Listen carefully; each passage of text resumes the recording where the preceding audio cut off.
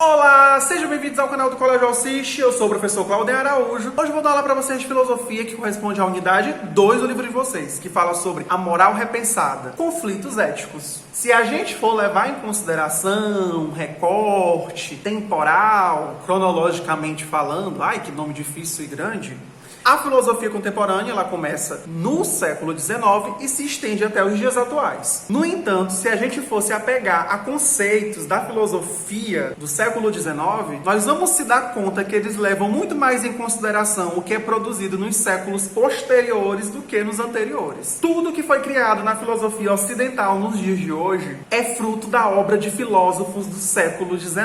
Vou destacar alguns para vocês, que muito provavelmente vocês já ouviram falar. Augusto Comte e Karl Marx. Mas agora vamos entender um pouquinho desse contexto histórico do que estava acontecendo nesse período, para não ficar difícil para vocês e nem para mim também. Meus queridos, durante um período da Idade Moderna que nós chamamos de Iluminismo, havia uma crença muito comum de que as ciências, das técnicas e dos conhecimentos alinhado à popularização trariam o avanço da moral dentro da sociedade. Alguns métodos historiográficos, como o positivismo, dá atenção aos fatos históricos como uma única fonte de conhecimento. Professor, fatos históricos, por favor, exemplifique, porque eu não entendi. Um fato histórico, por exemplo, que vocês conhecem, a Revolução Industrial, a Revolução Francesa, a Revolução Russa. São exemplos de fato histórico, caso vocês não saibam o que é. Bom, mas voltando ao que é importante e que nos interessa, já no materialismo dialético do famoso Karl Marx, ele fala que a gente precisa entender a história humana como uma história da sua produção material. Discordando, inclusive, de muitas ideias iluministas. Cara, é treteiro, mas eu amo muito. Karl Marx, ele fundamenta pensamentos políticos e revolucionários. Ele traz um novo olhar político mais prático para a sociedade. Se formos pensar pelo lado mais prático da coisa, as revoluções políticas trouxeram uma nova forma de pensar o mundo. Ou, na verdade, trouxeram uma nova forma de governar ele, deixando de escanteio todo o autoritarismo lá do antigo regime. Enfim, alguns pensadores desse período disseram que a filosofia deveria mais prestar atenção na vida humana, para que o próprio ser humano entenda a sua condição, muitas vezes ligadas pela angústia.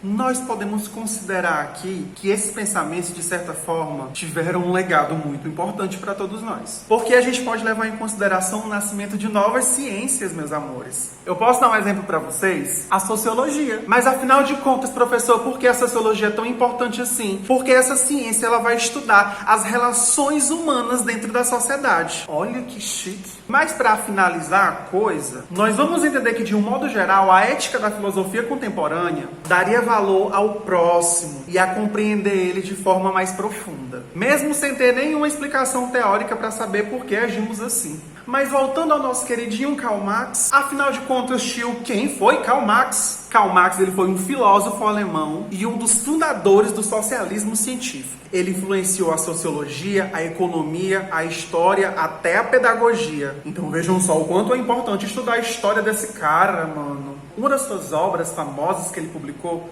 foi o Manifesto Comunista. Nessa obra, Karl Marx ele critica o capitalismo, o capital.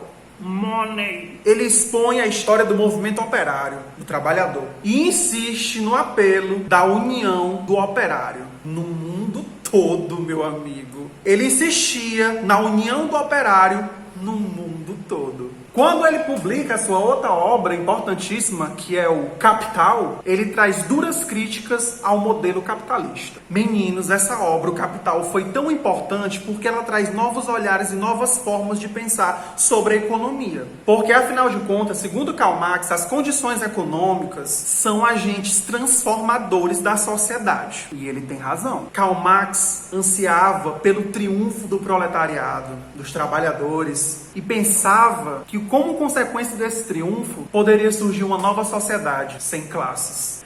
Mas, segundo Karl Marx, isso só poderia ser alcançado através da união dos trabalhadores. Meninos, muitos impactos daquela revolução industrial, que inclusive eu já falei para vocês em algumas aulas, trouxeram muitos impactos e fizeram com que os críticos começassem a repensar sobre as relações sociais, de como as pessoas se relacionavam entre si. Até porque, se a gente for levar em consideração o contexto da revolução industrial, apesar do avanço tecnológico, a gente também pode levar em conta o sofrimento da mão de muitos trabalhadores, que trabalhavam cerca de 14 a 16 horas por dia, e que as jornadas de trabalho eram bem exaustivas, e que não somente tanto homens como mulheres e crianças trabalhavam dentro das fábricas. Então esses teóricos desse período começaram a repensar sobre essas condições, e eles sugeriam, afinal de contas, um mundo mais justo e igualitário. Essas teorias foram chamadas de teorias socialistas. Enfim, se formos se apegar um pouco sobre Karl Marx, sua história e seu legado, nós vamos levar em conta que Karl Marx influenciou muitas pessoas dentro da história posteriormente também.